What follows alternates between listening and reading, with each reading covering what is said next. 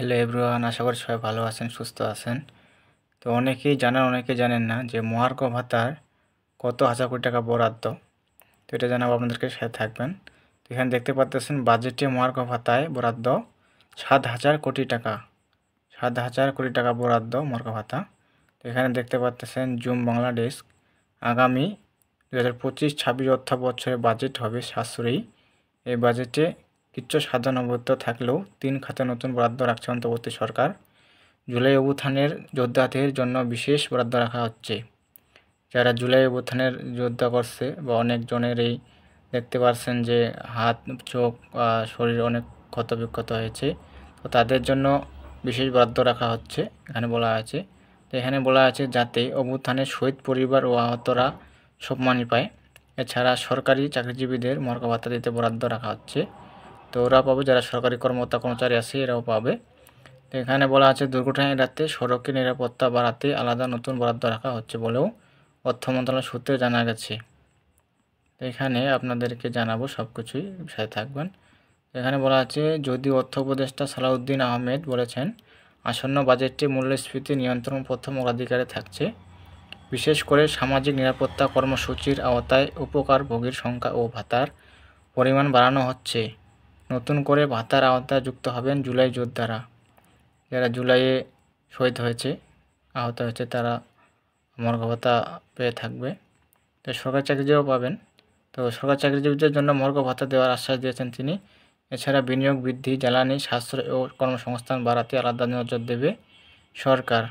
তো আসন্ন বাজেটে 2025-26 জুলাই আগস্ট গণঅভ্যুত্থানে শহীদ পরিবার ও আহতদের মাসিক সম্মানী ভাতা এবং এককালীন সহায়তার অনুদান বাবদ সামাজিক নিরাপত্তা বেষ্টনীর আওতায় 593 কোটি টাকা বরাদ্দ দিচ্ছে অর্থ মন্ত্রণালয়। কত দিচ্ছে বরাদ্দ? 593 কোটি টাকা। চলতি অর্থ বছরে এ খাতে কোনো বরাদ্দ নেই। আচ্ছা, অর্থ মন্ত্রণালয়ের কর্মকর্তারা জানান আসন্ন বাজেটে শহীদ পরিবার ও আহতদের মাসিক সম্মানী ভাতা বাবদ ব্যয় হবে 206 কোটি 62 লাখ টাকা। এখানে বলা আছে শহীদ পরিবার, এদের পিছনে ব্যয় হবে 206 কোটি 62 লাখ টাকা। আর 386 কোটি 38 লাখ টাকা শহীদ পরিবার ও আহতদের এককালীন অনুদান হিসেবে ব্যয় করা হবে। 386 কোটি 38 লাখ টাকা। তো সামাজিক নিরাপত্তা বেষ্টনীর আওতায় শহীদ পরিবার ও গুরুতর আহতরা এ ক্যাটাগরিতে মাসে 20,000 টাকা সম্মানী ভাতা পাবে। বি ক্যাটাগরির আহতরা মাসে 15,000 টাকা এবং সি ক্যাটাগরির আহতরা জনপ্রতি মাসে 10,000 টাকা সম্মানী ভাতা পাবেন। চলতি অর্থ বছরে জুলাই অভ্যুত্থানে শহীদ ও আহতরা কোনো মাসিক সম্মানী পাননি। চলতি অর্থ বছরে জুলাই অভ্যুত্থানে শহীদ ও আহতরা কোনো মাসিক সম্মানী পাননি। চলতি বছর যে রানিং চলতেছে, এখানে বলা আছে চলতি অর্থ বছরে এ খাতে কোনো বরাদ্দ ছিল না। বর্তমানে সামাজিক নিরাপত্তা বেষ্টনীর আওতায় বীর মুক্তিযোদ্ধারা মাসে জনপ্রতি 20,000 টাকা সম্মানী পান। তো জুলাই অভ্যুত্থানে আহতদের আগামী অর্থ বছর থেকে মাসিক সম্মানী ভাতা দেওয়ার কথা গত ফেব্রুয়ারিতে জেলা প্রশাসক সম্মেলনে ঘোষণা দিয়েছিলেন মুক্তিযুদ্ধ বিষয়ক মন্ত্রণালয়ের উপদেষ্টা ফারুকী আজম। তো অভ্যুত্থানে শহীদের পরিবারের জন্য এককালীন 30 লাখ টাকা করে মোট 247 কোটি টাকা 247 কোটি 80 লাখ টাকা এবং বিভিন্ন ক্যাটাগরিতে আহতদের দেশে বিদেশে পর্যাপ্ত চিকিৎসা অনুদান ও পুনর্বাসনের জন্য মোট 390 কোটি টাকা সহ চলতি অর্থ বছরের বাজেট থেকে মোট 637 কোটি 80 লাখ টাকা বরাদ্দ চেয়েছিল মুক্তিযুদ্ধ বিষয়ক মন্ত্রণালয়। তো গত ডিসেম্বরে চলতি অর্থ বছরের বাজেট থেকে 232 কোটি 60 লাখ টাকা বরাদ্দ দিয়ে বাকি অর্থ আগামী অর্থ বছরের বাজেটে বরাদ্দ দেওয়া হবে বলে মুক্তিযুদ্ধ বিষয়ক মন্ত্রণালয়কে জানিয়েছিল অর্থ মন্ত্রণালয়। সেই সঙ্গে নির্দেশনা দেওয়া হয় এই অর্থ শহীদ পরিবার ও আহতদের এককালীন অনুদান হিসেবে ব্যয় করতে হবে। পরে প্রধান উপদেষ্টার কার্যালয়ে অনুষ্ঠিত এক সভায় শহীদ ও আহতদের এককালীন অনুদানের পাশাপাশি নগদ সামাজিক সহায়তা সুবিধার আওতায় মাসিক সম্মানী দেওয়ার সিদ্ধান্ত হয়। কর্মকর্তারা জানান জুলাই গণঅভ্যুত্থানে গেজেটভুক্ত শহীদ পরিবারের সংখ্যা 834 জন। গেজেটভুক্ত শহীদ পরিবারের সংখ্যা 834 জন। গেজেটভুক্ত শহীদ পরিবারকে বাড়তি 20 লাখ টাকা করে অনুদান দেওয়া হবে। বাড়তি 20 লাখ টাকা। গণঅভ্যুত্থানে স্বীকৃতিপ্রাপ্ত আহতদের মধ্যে এ ক্যাটাগরিতে রয়েছেন 493 জন, বি ক্যাটাগরিতে 908 জন এবং সি ক্যাটাগরিতে 10,642 জন। তো এছাড়া ডি ক্যাটাগরিতে অন্তর্ভুক্ত ছাত্র জনতার সংখ্যা 7,000 জন। এর বাইরে 2,416 জন আহত ছাত্র। জনতা ক্যাটাগরি ভিত্তিক তালিকা পায়নি মুক্তিযুদ্ধ মন্ত্রণালয়। তো চলতি অর্থ বছরে এ, বি, সি ও ডি ক্যাটাগরিতে ভুক্তদের চিকিৎসা সহায়তা বাবদ বরাদ্দ হয়েছে 125 কোটি টাকা। 125 কোটি টাকা বরাদ্দ। তো এছাড়া আহতদের দেশে বিদেশে চিকিৎসা ও চলতি অর্থ বছরে 25 কোটি টাকা বরাদ্দ রয়েছে। 2025-26 অর্থ বছর বাজেটে আহতদের অনুদান বাবদ 139 কোটি 37 লাখ টাকা বরাদ্দ দেবে অর্থ মন্ত্রণালয়। কে দেবে এটা? অর্থ মন্ত্রণালয়। 139 কোটি 37 লাখ টাকা।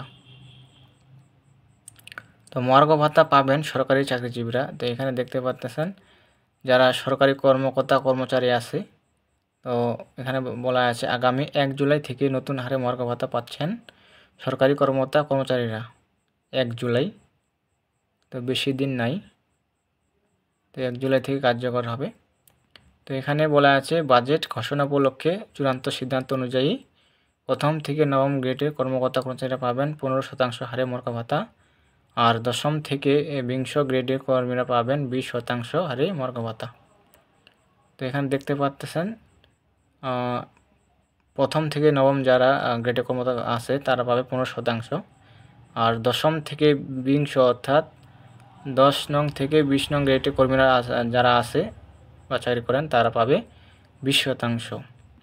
তো এখানে বলা আছে অর্থ মন্ত্রণালয়ে একজন সিনিয়র কর্মকর্তা জানান, গত সপ্তাহে অর্থ মন্ত্রণালয়ে বৈঠকে এই হার চূড়ান্ত করা হয়েছে। একই সঙ্গে অর্থ উপদেষ্টা ডক্টর সালাউদ্দিন আহমেদও বিষয়টি নিশ্চিত করে জানিয়েছেন, আসন্ন বাজেটে সরকারি চাকরিজীবীদের জন্য মহার্ঘ ভাতার প্রস্তাব সক্রিয়ভাবে বিবেচনায় আছে। 2015 সাল থেকে সরকারি চাকরিজীবীরা প্রতি বছর 5% হারে বার্ষিক ইনক্রিমেন্ট পেয়ে আসছেন। 2015 সাল থেকে সরকারি চাকরিজীবীরা 5% হারে বার্ষিক ইনক্রিমেন্ট পেয়ে আসছেন। তবে গত জাতীয় সংসদ নির্বাচনের আগে 2023 সালের জুলাই থেকে বার্ষিক ইনক্রিমেন্টের পাশাপাশি অতিরিক্ত 5% হারে বিশেষ প্রণোদনাও চালু করে আওয়ামী লীগ সরকার। মহার্ঘ ভাতা কার্যকরের সঙ্গে সঙ্গে বিশেষ প্রণোদনার সুবিধা বাতিল হয়ে যাবে, অর্থাৎ আগামী জুলাই থেকে 5% বার্ষিক ইনক্রিমেন্টের সঙ্গে মহার্ঘ ভাতা পাবেন চাকরিজীবীরা। এতে সরকারের প্রায় 7,000 কোটি টাকা বাড়তি ব্যয় হবে বলে অর্থ মন্ত্রণালয়ের সূত্রে জানা গেছে। প্রায় 7,000 কোটি টাকা। তো সড়কের নিরাপত্তার নজর দেবে সরকার। আগামী 2025-26 অর্থ বছর সড়ক অবকাঠামোর পাশাপাশি সড়কের নিরাপত্তা খাতেও সমান গুরুত্ব দেওয়া হবে বলে জানিয়েছেন সড়ক পরিবহন ও সেতু মন্ত্রণালয়ের নিযুক্ত প্রধান উপদেষ্টার বিশেষ সহকারী শেখ মঈনুদ্দিন। গত শনিবার এক জাতীয় সংলাপে তিনি কথা জানান। শেখ মঈনুদ্দিন বলেন, আগামী অর্থ বছর সড়ক নিরাপত্তা জোরদার সড়ক ও জনপথ অধিদপ্তরের সহজ অধীনে একটি বিশেষ সড়ক নিরাপত্তা ইউনিট গঠনের পরিকল্পনা নেওয়া হয়েছে। এ ইউনিট দুর্ঘটনাপ্রবণ এলাকাগুলো ব্ল্যাক স্পট চিহ্নিত করবে এবং সড়কে গতিসীমা বোর্ডের কার্যকারিতা পর্যবেক্ষণ করবে। এ জন্য আলাদা বাজেট বরাদ্দ রাখা হবে। তো অর্থ মন্ত্রণালয়ের একজন কর্মকর্তা জানান, সড়কের নিরাপত্তা ক্ষেত্রে সরকার বিশেষভাবে নজর দিচ্ছে। সড়ক পরিবহন মন্ত্রণালয়ের এই উদ্যোগ যথাযথ বাস্তবায়নে অর্থ বরাদ্দ রাখা হবে। এখন বাস্তবায়নে কতটা ব্যয় হবে তা সংশ্লিষ্ট মন্ত্রণালয়ের ওপর নির্ভর করবে, তবে তিনি বরাদ্দের পরিমাণ সুনির্দিষ্ট করে বলেননি। তো এছাড়া ঋণ নির্ভরতা কমিয়ে আনার প্রচেষ্টা আসন্ন বাজেট থেকে শুরু হবে বলে জানিয়েছেন পরিকল্পনা উপদেষ্টা ডক্টর ওয়াহিদ উদ্দিন মাহমুদ। তিনি বলেন, এবারের বাজেট হবে ঋণের দুষ্টচক্র ভাঙার। এক্ষেত্রে দেশীয় ঋণ কম নেওয়ার চেষ্টা থাকবে, তবে এক বাজেট দিয়ে তা আর পুরোপুরি সফল হওয়া সম্ভব নয়। আগামী অর্থ বছরে বাজেট দিয়ে এই কাজটা শুরু হবে। তো তিনি আরও বলেন, বাজেট হবে দারিদ্র্য কমিয়ে আনা, কর্মসংস্থান সৃষ্টি, মূল্যস্ফীতি সহ্য করার ক্ষমতা তৈরি এবং বাস্তবভিত্তিক। কোনো বিলাসী ব্যয় রাখা হবে না বাজেটে। এই বাজেট সমতা ভিত্তিক ও কল্যাণমুখী হবে। তো বিস্তারিত এই ছিল। তো এখানে আপনারা জানতে পারলেন যে কবে কি মর্গা ভাতা দিবে এবং শহীদ পরিবারের কতজন লিস্টে আছে, কত টাকা পাবে, কত টাকা বরাদ্দ, কত হাজার কোটি টাকা। তো বিস্তারিত A to Z এখানে জানালাম আপনাদেরকে। তো বিস্তারিত দেখে আপনারা বুঝতে পেরেছেন। তো সবাই ভালো থাকবেন, সুস্থ থাকবেন। এই ছিল বার্তা। ধন্যবাদ সকলকে।